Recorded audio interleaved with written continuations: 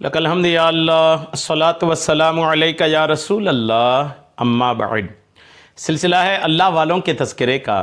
آج اس مبارک سلسلے میں 20 رمضان المبارک کے مبارک تاریخ میں فتح مکہ کے دن میں ہم الحمدللہ حضور علیہ السلام کی سیرت پر ایک نظر ڈالنے کی سعادتیں حاصل کر رہے ہیں۔ وہ ہیں فتح مکہ کے دن علم غیب مصطفیٰ کی جھلکیاں۔ یہ ہمارا موضوع ہے۔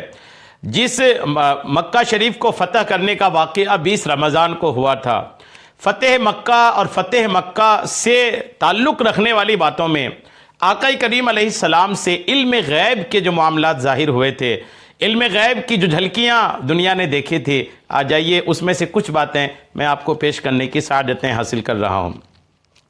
فتح مکہ کے جو اسباب تھے، مکہ شریف فتح ہونے سے پہلے مکہ کے کفار اور حضور علیہ السلام کے بیچ ایک ایگریمنٹ تھی، ایک دونوں کے بیچ معاہدہ تھا، جن کی وجہ سے آپس میں لڑنا بھڑنا بند تھا۔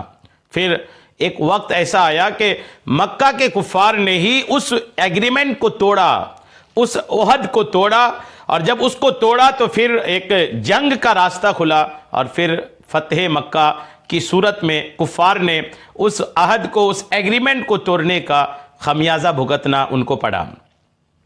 کیسے وہ معاملہ ہوا تھا؟ پہلا علم غیب جو آقا کریم علیہ السلام کا اس واقعے میں ہوا تھا، کچھ یوں تھا وہ کہ آقا کریم علیہ السلام نے جب صلح حدیبیہ کے موقع پر کفار مکہ سے صلح کیا تھا، اس صلح کے تحت آپس میں لڑائی بند تھی، اور اسی میں کچھ یوں ہوا تھا کہ مکہ کے اطراف کے جو قبیلے تھے، اس میں سے کچھ قبیلے یہ کفار مکہ کے ساتھ ہو گئے، اور کچھ قبیلے آقا کریم علیہ السلام کے ساتھ ہو گئے۔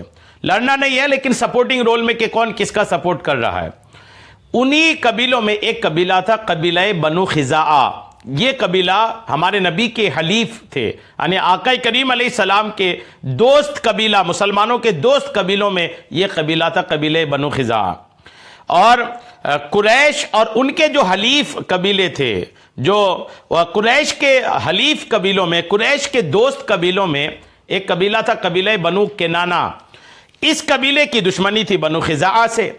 تو ہوا یوں کہ اس قبیلے نے قریش کے لوگوں کو ابھار کر کے، قریش کو لوگوں کو تیار کر کے انہوں نے کیا یوں کہ انہوں نے معاملات ایسا تیار کیا کہ رات کے اندھیری میں قبیلہ بنو خزاعہ، یہ وہ قبیلہ جو حضور کے دوستوں میں سے تھا، اس قبیلے پر حملہ کر دیا۔ اب جب اس قبیلے پر حملہ کیا تو حضور کے دوست قبیلہ ہونے کی وجہ سے، وہ مسلمانوں کے حلیف قبیلہ ہونے کی وجہ سے، اس پر حملہ کرنے کی وجہ سے قریش کے ساتھ جو صلح کا ایک ایگریمنٹ تھا، وہ ایگریمنٹ اس میں خود بخود ختم ہو گیا۔ انہوں نے اس کو توڑ دیا، اور جب اس کو توڑا تو جس رات کو قبیلہ بنو خزاعہ پہ حملہ کیا تھا، اس دن جو حضور کے علم غیب کا معاملہ آیا تھا، آئیے اس کو سنیے۔ روایت میں ہے، حضرت ام المومنین میمونہ رضی اللہ تعالی عنہا سے روایت ہے کہ ام المومنین فرماتی ہیں کہ ایک رات حضور علیہ السلام نے میرے یہاں قیام فرمایا۔ سحری کے وقت تہجد ادا کرنے کے لیے حضور اٹھے اور طہارت خانہ یعنی وضو کرنے کی جگہ میں تشریف لے گئے۔ تو حضرت میمونہ کہتی ہے کہ میں نے حضور کو یہ فرماتے ہوئے سنا، لبیک لبیک لبیک، میں حاضر ہوں، میں حاضر ہوں، میں حاضر ہوں۔ پھر فرمایا، نصرتا نصرتا نصرتا، تمہاری مدد کی گئی، تمہاری مدد کی گئی، تمہاری مدد کی گئی۔ حضور پرنور وضو خانہ سے باہر تشریف لائے۔ ام المومنین کہتی ہیں کہ میں نے عرض کی، یا رسول اللہ، میں نے حضور کو 3 مرتبہ لبیک کہتے سنا، 3 مرتبہ نصرتا یہ کہتے ہوئے سنا۔ کیا اندر کوئی آدمی تھا جس سے حضور بات کر رہے تھے؟ حضور نے فرمایا کہ بنی کعب کا رجز خاں تھا، قبیلہ بنی خزاعہ کا رجز پڑھنے والا، مصیبت کے اشعار پڑھنے والا تھا، جو مجھ سے فریاد کر رہا تھا۔ سینکڑوں کلومیٹر دور قبیلہ بنو خزاعہ کا رجز پڑھنے والا مدد مانگ رہا تھا۔ آقا کریم فرماتے ہیں کہ میں ان کی مدد کی آواز پر، اتنی دور سے وہ سننے والی آنے والی آواز پر آقا لبیک فرما رہے تھے۔ قریش نے بکر بن وائل کی مدد کی ہے اور ہم پر حملہ کر دیا ہے۔ حضرت ام المومنین فرماتی ہیں کہ ہم 3 دن تک کسی واقعہ کی اطلاع ملنے کا انتظار کرتے رہے۔ 3 دن بعد جب سرکار دو عالم صبح کی نماز سے فارغ ہو کر مسجد ہی میں تشریف فرما تھے تو میں نے راجز کو اشعار کہتے ہوئے سنا، یعنی پھر وہ خبر براہ راست آئی کہ قبیلہ بنو خزاعہ پر حملہ ہو گیا ہے۔ تو قبیلہ بنو خزاع پر حملہ، پھر وہ جب حملہ ہوا تھا تو وہ لوگ وہاں پر حضور کو پکار رہے تھے، حضور علیہ السلام الحمدللہ یہیں سے ان کی پکار کو سن رہے تھے۔ یہ آقا کریم علیہ السلام کا الحمدللہ اعجاز ہے، اور آقا کے علم غیب کا معاملہ ہے کہ کوئی دور سے بھی آقا کو پکارتا ہے نا تو آقا کریم ان کی آواز کو سنتے ہیں۔ ایک تو علم غیب یہ ہوا، ایک اور سن لیے۔ آقا کریم علیہ السلام اس حادثے کے بعد مکہ شریف پر حملہ کرنے کی تیاری شروع کر دیے تھے۔ یہ جو واقعہ میں نے آپ کو بتایا نا، یہ سیرت الرسول المعروف ضیاء النبی پیر کرم شاہ ازہری رحمۃ اللہ علیہ نے جو لکھا تھا اس میں سے پیش کیا۔ اب میں سیرت رسول عربی، یہ جو کتاب ہے علامہ نور بخش توکلی رحمۃ اللہ علیہ کی، ان سے عرض کر رہا ہوں۔ آقا نے حملہ کی تیاری شروع کر دی۔ ایک صحابی تھے مدینہ پاک میں، حاطب بن ابی بلتع لحمی، یہ صحابی تھے رضی اللہ تعالیٰ عنہ، جو بنو اسد بن عبد العزا کے حلیف تھے۔ بنو ہاشم کی کنیز سارا کے ہاتھ قریش کو ایک خط لکھ بھیجا۔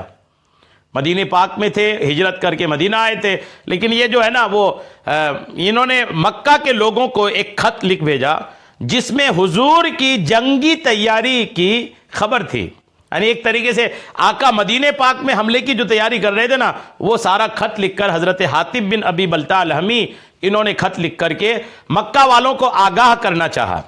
تو انہوں نے ایک کنیز سارا نام کی ان کو لکھ بھیجا، اور سارا نے وہ خط اپنے سر کے بالوں میں چھپا لیا اور مدینہ سے مکہ روانہ ہوئی۔ اللہ تعالیٰ نے رسول کریم علیہ السلام کو اس معاملہ کی خبر دے دی کہ حاطب بن ابی بلتع نے ایسی حرکت کی ہے۔ آقا کریم نے حضرت علی اور حضرت زبیر، حضرت مقداد رضی اللہ تعالی عنہم کو بھیجا اور ان سے فرمایا کہ روضہ خاخ میں تم کو ایک سانڈنی سوار عورت ملے گی، اس کے پاس قریش مکہ کے نام کا ایک خط ہے، وہ خط لے کر کے آؤ۔ آقا نے، وہ عورت چونکہ نکل چکی تھی خط لے کر کے سارا نام کی، تو آقا نے حضرت علی، زبیر اور مقداد 3 صحابی کو بھیجا، اور باضابطہ جگہ کا نام بھی بھیجا، جگہ کا نام بھی بتایا۔ علم غیب کی کیفیت دیکھیے، آقا نے جگہ کا نام بھی خلاصہ کر دیا کہ تم پیچھا کرو گے، اور تم جب پیچھا کرو گے نا تو تم کو جو وہ ملے گی، کہاں ملے گی؟ تو آقا فرماتے ہیں روضہ خاخ میں تم کو ملے گی، اور وہ عورت ہوگی، اور وہ عورت ایک سانڈنی پر سوار ہوگی۔ یہ سارا کچھ آقا کریم علیہ السلام نے عطا فرما دیا۔ علم غیب کی جھلکیاں دیکھیے، یعنی عورت ہوگی، پھر وہ کس پر سوار ہوگی، کون سی جگہ تم اس کو پاؤ گے، سارا کچھ ایڈوانس طور پر آقا نے عطا فرمایا، خبریں دی، اور فرمایا ان کے پاس جو خط ہے وہ خط لے کر آنا۔ وہ سوار ہو کر چل پڑے حضرت علی و دیگر صحابہ، اور سارا سے روضہ خاک میں واقعی میں جیسا آقا نے فرمایا تھا جا ملے۔ اس کو نیچے اتار لیا اور کہا کہ تیرے پاس ایک خط ہے، تو اس نے انکار کیا۔ اس کے کجاوے کی تلاشی لی گئی مگر کچھ برآمد نہ ہوا۔ کجاوا جو جانور کے اوپر سامان رکھنے کے لیے بناتے ہیں۔ حضرت علی نے اس سے کہا میں اللہ کی قسم کھاتا ہوں رسول کریم علیہ السلام نے جھوٹ نہیں فرمایا، تو خط نکال ورنہ ہم تیرے کپڑوں کی تلاشی لیں گے۔ یہ سن کر اس نے اپنے سر کے بالوں سے وہ خط نکال کر حوالہ کیا۔ جب یہ خط حضور کی خدمت میں پیش کیا گیا تو آپ علیہ السلام نے حضرت حاطب جو صحابی تھے جنہوں نے یہ جاسوسی ایک طریقے سے کیا تھا، حضرت حاطب رضی اللہ تعالیٰ عنہ کو بلوایا اور پوچھا حاطب تو نے یہ کیا حرکت کی، اپنی خبر کوئی غیروں کو دیتا ہے؟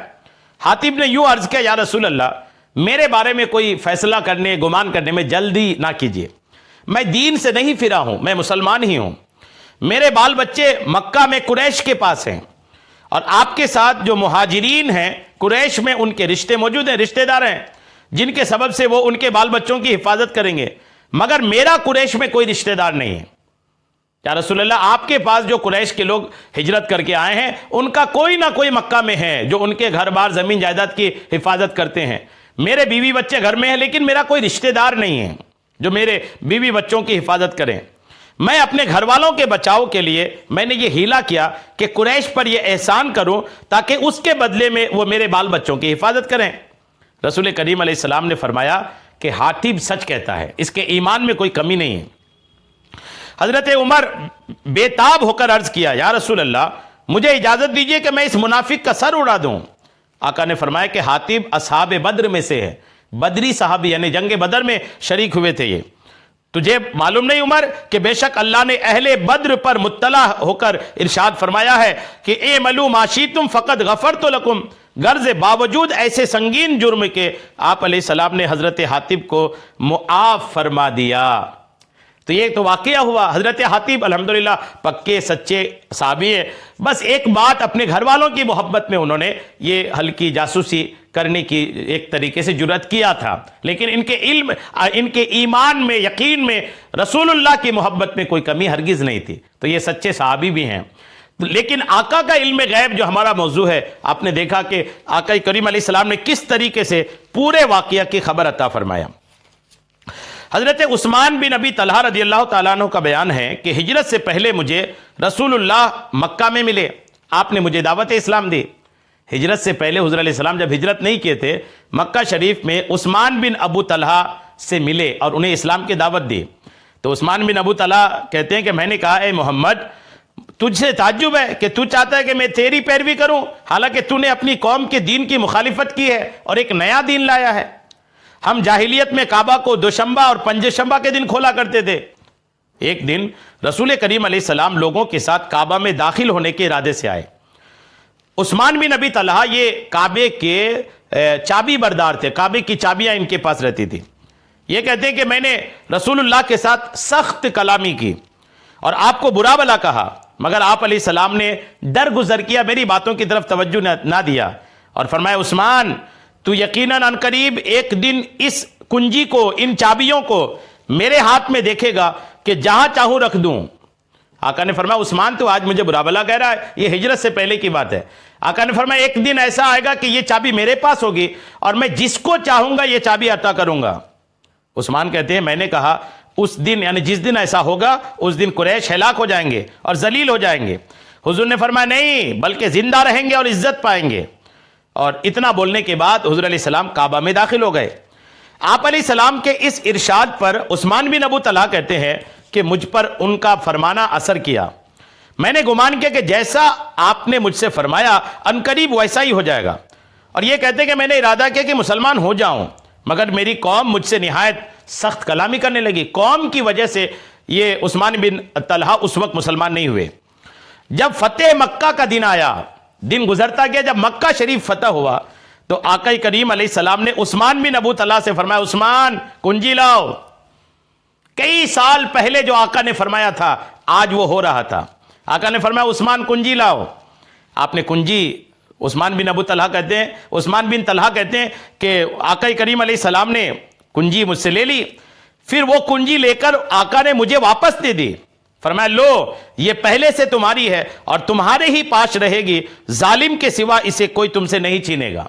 آج بھی انہی کی اولاد میں یہ چابیاں ہیں.